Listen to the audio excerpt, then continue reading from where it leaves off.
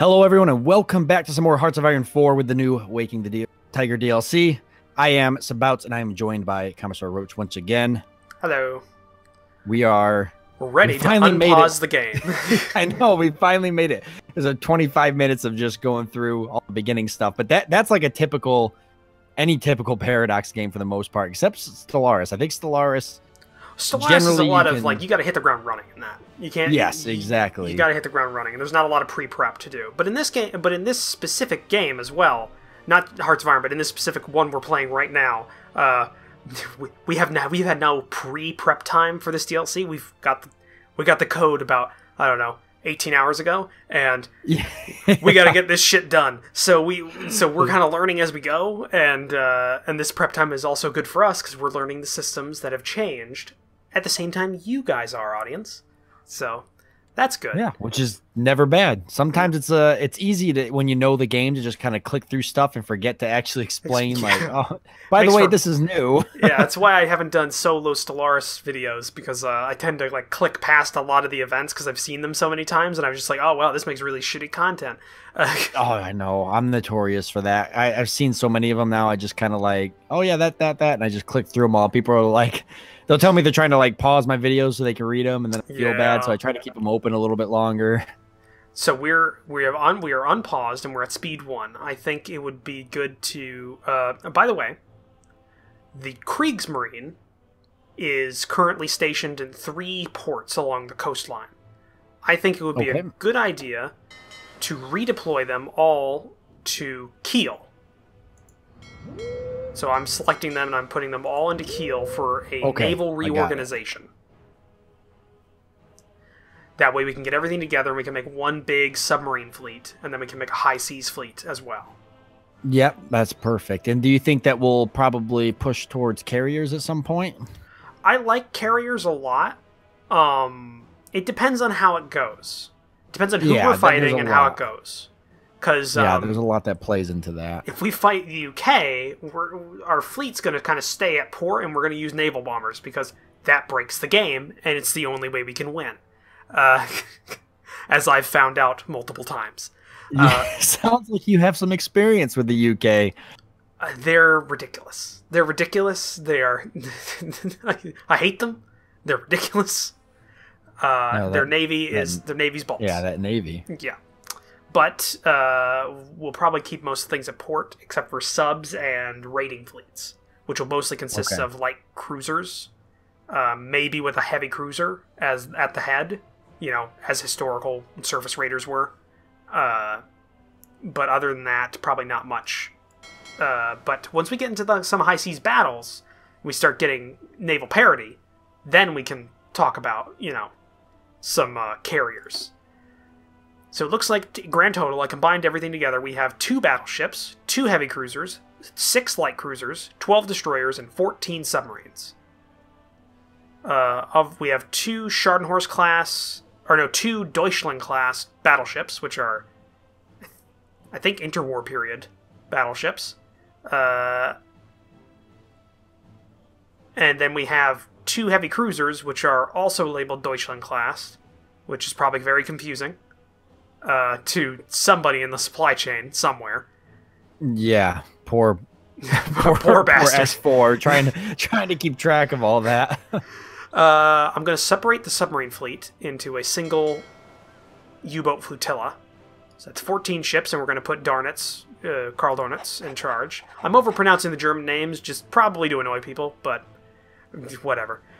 I'm okay. It sounds German to me. I'm okay with that. And then everything else I'm going to keep into a single Kriegsmarine fleet, headed up by... what do we want? Do we want Superior Tactician or a Blockade Runner at the head? Superior Tactician means plus 25% number of ships on first contact with an enemy fleet. And a Blockade Runner gives a plus 25% chance of retreat and a plus 25% chance of fleet speed while retreating. So they can get out of combat quick if they need to. What was the other choice again? Superior Tactician, which is plus 25% ships on first contact. I'm going to say the Superior Tactician. So Admiral Herman Bohem? Yeah, him. Yeah, Herman. Herman. Admiral Herman. Admiral Herman. He sounds like a great guy. He does, doesn't he? He sounds like one of those generals you hear about in like the old newsreels. Yeah. Yeah. It's like Monty. And there goes Admiral Herman to his battleship, leading the First Fleet. I'm going to speed it up to speed 2, because we've only had, like, I think 12 hours go by this whole time. Yeah, we're doing great. We're making great progress. Great progress. We're stretching this series out. We're going to make it... Well, we've already consolidated all of our naval fleet, and Yes. we've hired 2 generals, so that's a nice, good day's work 3 right generals. there. Actually, no, 3 4. generals. Because we have a field admiral in charge of 2 generals, and then we have a general on the western front. Then we also have an admiral in command of the Kriegsmarine, and another admiral in the Marine for our U-boat flotilla. And all of our units have moved on up to their fronts, which is great. Yep. And I saw that they were actually they were getting like the railway bonuses, so they move quicker within territory with railroads, correct? No, that is a strategic redeployment. So if you have, if you click one of the armies, you'll see at the top, below the actual readout of the units inside of it, you'll see like it says 13 selected or whatever. And next to that, there's a symbol with a railroad. Yep, I see it. That's strategic redeployment. It's set to off right now on a lot of our guys. Yep. But what that means is that they will get on a railroad and move on the railroad. But when they get off, they will have 0 morale or 0 cohesion organization. They have to reorganize, then to go into battle. They can't just like get off of a railroad car and then charge the front line. And just start charging the enemy. Exactly. Yeah. They gotta actually unload. They gotta form their fire teams again. They gotta get their squads together. Yeah, they can't just. Yeah, it's not like they just open up like cattle cars and just letting them loose. Yeah, it'd be like the modern day U.S. military getting on a Hercules, landing in Iraq, and then immediately going to fight the Iraqi army. Just like literally like sprinting out the back of the aircraft in full battle gear. Yeah. Some people are still trying to put on the combat vests and getting on there. Yeah. Trying to grab their rifles and and all that stuff is they got to unpack it all. They got to bring all their gear on. Yeah. Not to mention the amount of gear you get issued. They got like where's your mop suit? That's also woodland camouflaged. Don't even know. My uncle was in Desert Storm and he was a tanker. He was in an Abrams. Yeah. And he went through that and he said he heard the stories from the ground pounders and he said from my perspective it was fine. It was great. It was a great time out. Those guys fucking hated it. Like, he was in his Abrams. He rode through Iraq at at whatever speed on the highways. Yeah. That's funny. Yeah. I always said if you're always miserable, just imagine it could be much worse if you were doing it in mop gear. So whatever you're doing, if you're unhappy doing it, it could be worse. Imagine yourself in a suit of rubber and charcoal. Yeah, you could be doing it in mop gear. Gas mask on, you can barely breathe. You got those rubber gloves that you can't feel anything with. You're expected to maneuver to fucking use your weapon with those things on. Yeah, when I actually worked on aircraft, we'd have to occasionally have mop drills where we'd have to wear our full mop. We'd have to wear our full mop suit and gas. How do you use a screwdriver? Do you just do the thing where you just put it between your 2 palms and twist, and that's how you use a screwdriver? Pretty much. Like the funny part was just trying to thread like a nut on a bolt or something. You got these like massive gloves on. You've got your gas mask on. It's fogging up. You can't see. Is filling up with like beads of sweat. You're trying to like put this tiny. See, at that point, I'd just be like, "Yeah, good enough for me. It works." Oh, have a safe flight, sir. Don't worry, that engine's in there nice and tight. I think maybe I installed it in full mop gear. Nothing could go wrong. Probably go up to it and shake the damn thing like a bad engine in a car or something. Got a pair of gloves on that you can fit like 6 pairs of hands in. It's like all this. Well, it's one size fit all, isn't it? Like those things, like they don't have multiple sizes for those, do they? So, I think the mop gear is. Do they have like large and they have like large and small? I know they got different sizes for the gas mask for sure. Well, definitely. I mean, I hope so. Well, yeah. You're gonna put it on, it like barely fits your face. Then again, I could see it happening. That's the problem. Like I could see, We couldn't afford any better gas masks. You're gonna have to. We got a one. What do you expect? It was the lowest bidder. What? Yeah, it's made out of just. It's got an elastic band secures to your face. Oh my god. I always hated wearing my gas mask. Like it's so funny because the American gas like, mask is always, it's that weird one too. It's not like it's not like the Israeli one, which is like a form-fitting one, and then like the Israelis have those. Yeah, I mean they have I'm thinking of the Russian ones. Got the internal filters that like all the filters are on the inside. Ours are molded. external. Yeah, but that's technically so we can change them out too because you can pop one filter off. It's got two filters, so you can pop one off. I was gonna say, hold your breath. Breathe. Yeah, so you can pop one filter off and still breathe out of one filter, and then swap it, and then pop the other filter off, and then swap it. It's got these. As soon as you pop the filter off, it's got like a release that suctions in and prevents things from getting inside the gas mask. But we always had to, like, when we went into the gas chamber, we always had to break the seal and let the tear gas get inside, the CS gas get inside of our masks, and then we had to clear them. I'm going to tell you what, if you ever have to clear a gas mask, you're going to die. There's no possible way of doing that calmly. They're like, yeah, if you just calmly clear your gas mask, and just get all the poisons out of there. It's like the people that say, like, yeah, you can definitely do surgery on yourself. You just got to keep calm and ignore every every instinct in your body. Just ignore it all. Oh, yeah, you just, you break the seal, you hold your breath, you're like, yeah, I don't know. Like, I never could get my gas mask to clear. I mean, I could clear it, but it's just, I mean, if the gas is in your eyes and your nose, I mean, and that's just CS gas. Imagine if it was something actually bad, like nerve gas. Mustard gas. It's just, if that happens, you're just like, well, fuck, I'm just going to die. I'm just going to die, but I'm going to be comfortable while I do it.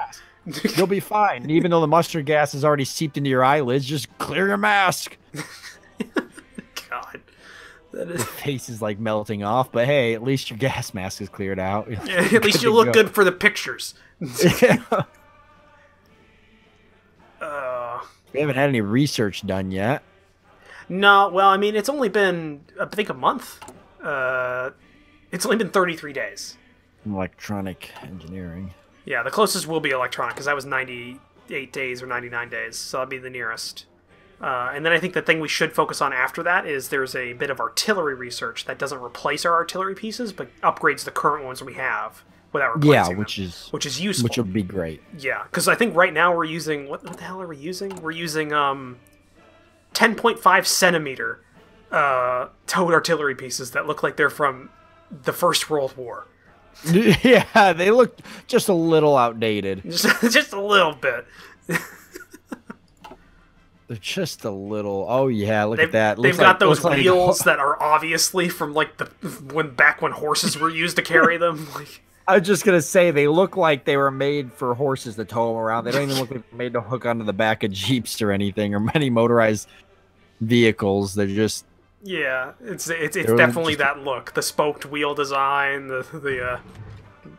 Oh, and we have one of the new pop-ups. We haven't covered this yet. But we can click this. Decisions available. This is a new tab, everybody. And I know it's probably been for the last 2 episodes people have been yelling, what's the new tab look like? This is what it looks like. It's basically events and decisions. So recent events will pop up here, as well as decisions we have available. So we have the ability to like promises of peace, which costs us 50 political power, but it increases our weekly stability, but decreases war support. Oh. So that'd be something interesting to take if you're going to go with, like, maybe a democratic. Yeah, it would be good. Or, actually, instead, because stability is very good. Stability gives you things like extra output for your factories. So if you're in the build-up period, it's good to do that. This would be useful. This would be useful for that. We also have a couple others, like anti-democratic raids. So we raid against democratic parties, and that decreases their support and increases our stability. But it per week for 120 days. But we get a base negative 10% stability.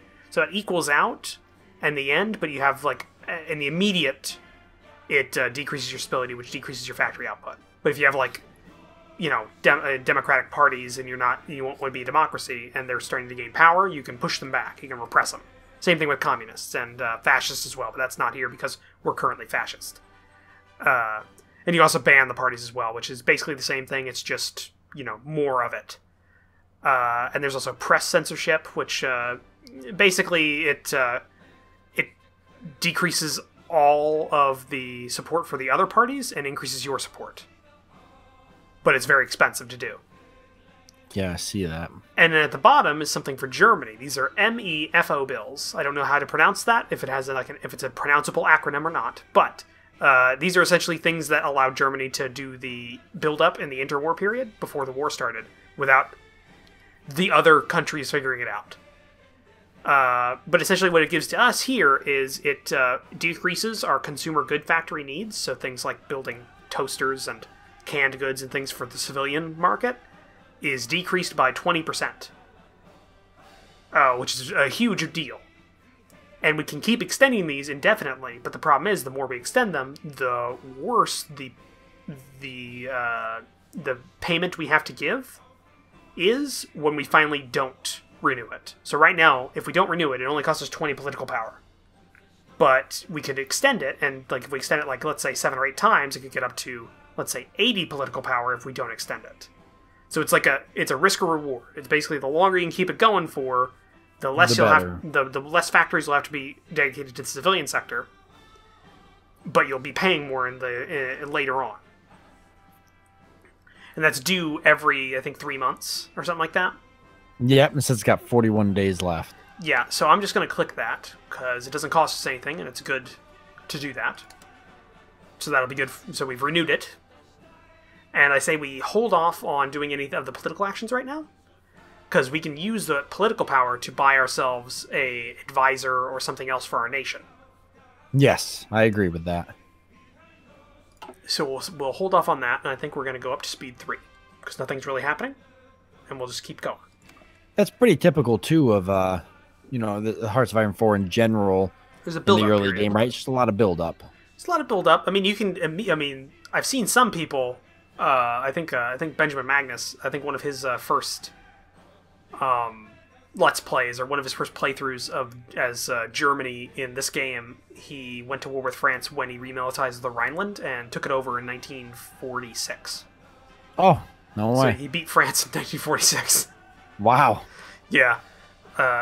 So, I mean, that happened. That was the early first build of the game. I don't think... Because I think France wasn't occupying the Maginot Line, and he just walked through it. Oh, wow. Yeah. Good old France. Yeah, good old France. Let's see here. What else is... so we know the stability, so that's in the top left. So we have 84% stability, which is providing a 13.6% increase to our factory and dockyard output, which is good. That's a lot. But next to that, we only have a 30% war support, so only 30% of our nation would support a war. But that's not a big deal, because, I mean, we're not planning on going to war anytime soon.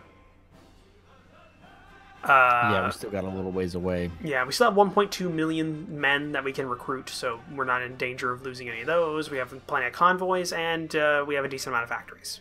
And also, this is where the red phone is the command power. We're getting a certain amount of that per day. I think we're getting 0.37 a day. 0.37.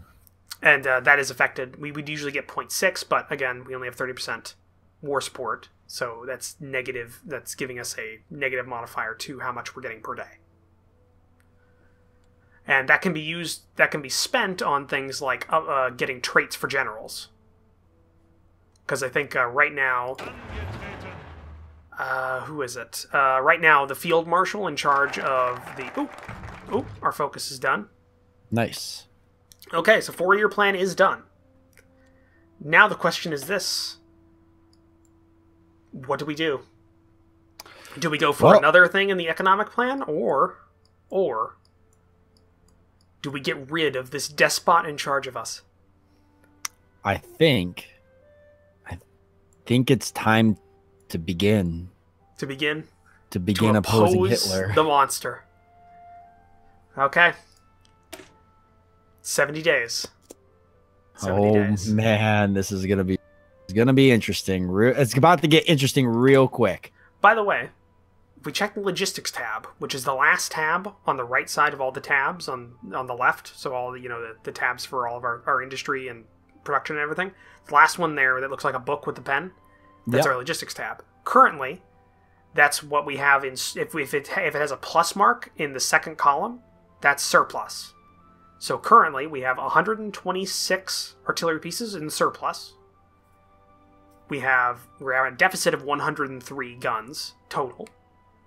But you can see we're actually building up a bit of a surplus for all of our equipment, which is good. Because we might go to war. Guns even just... Yep. We now have 16 spare Kar 98s. A whole whopping 16 of them somewhere. Yep, they're getting put in a warehouse, along with the 101 Panzer IIs. So our deficit is now gone. So that's good. That's been taken care of. And now we just gotta wait. Everything's being worked on in the shadows, away from Hitler. As we set up our essentially civil war to try to overthrow him. Yeah. See, I did a little test game earlier, about 2 hours worth. And I did this path just to see how it went. Full transparency. I wonder if the battle lines or which parts of the country go where are randomized. That's what I'm wondering. Yeah, that'll be interesting to see, actually. And historically wise, I mean, there were small groups that did try to oppose Hitler, but it never really worked out well, did it? Well, the best known one was Operation Valkyrie, or the guys that around the Operation Valkyrie assassination plot. I think it was the July plot, and they tried using the Operation Valkyrie, which was an already established contingency plan within the Reich if Hitler died. That would have been like recently amended, and it was they were using it as a way of deposing the Nazis. And I think who was the guy that did that? It was I forget his name, and I really wish I didn't because he should be remembered. The guy that planted the bomb that almost killed Hitler. I mean, he had an eye patch. I know. He was what the hell was his name? Because he was a veteran of North African theater, and he lost his hand and his eye to a British fighter that strafed his column or something, I think. But he was he was working in like the Home Guard army, kind of like essentially the home forces at the time in Germany. Yeah, and they got very close too. They got fairly close. There was a couple of things that essentially occurred that stopped the plot from working, which was they originally had 2 bombs in the case, but he thought it was too much, so he took one out before before he actually planted it. Which, if he didn't, probably would have caused the death of Hitler because of just the shock. Yeah. So we finished mechanical engineering, and I think the next thing we should do is definitely go for that artillery upgrade. So the interwar artillery, which gives us a plus 10% support artillery soft attack and artillery at soft attack. So basically, once we upgrade to the 15 centimeter, the next set of artillery, then we're gonna have to refit all of our older models, correct? Kind of like the tanks are doing now. Yes. So that's why getting this intermediate one is very important, because we don't have to replace it to get this upgrade. It just automatically applies. So we're just gonna put that on there. 139 days. And how's our current class? Okay, so our 5 divisions that are currently training are almost all the way done. They're at 86% out of 100. We could deploy them now if we wanted to, but having them go to 100 means they're trained when they come out instead of green. Yeah. Yeah, they just get basically a little bit more experience, right? Yeah, it's essentially like it's the difference between, if somebody finishes basic training or is pushed out before basic training. Yep. And we have the option of modifying our government now. So we have a lot of options in this tab, including changing our conscription law. But I think we should go for political advisor, which is the one that looks like, a state building in the top row.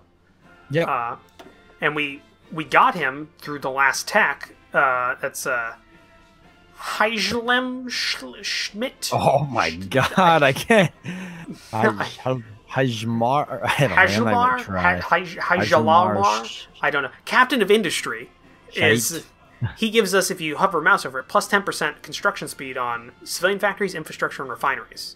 Yeah, that's awesome. Huge. So we're gonna pick that. It's 150. And that's why you wanted to wait, Yeah. right, and save up some of our political power. Mm-hmm.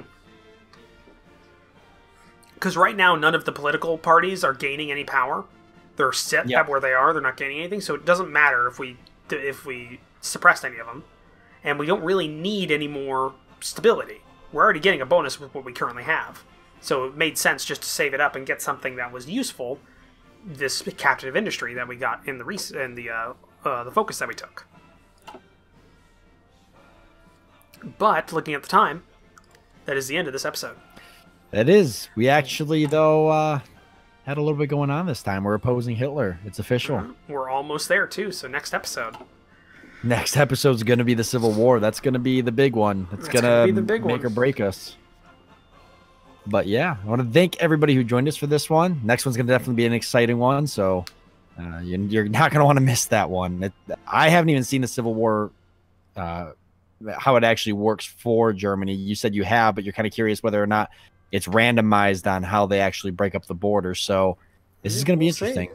Yeah. I want to thank you all for joining us. I hope that you guys enjoyed it. We look forward to seeing you in the next one. Bye.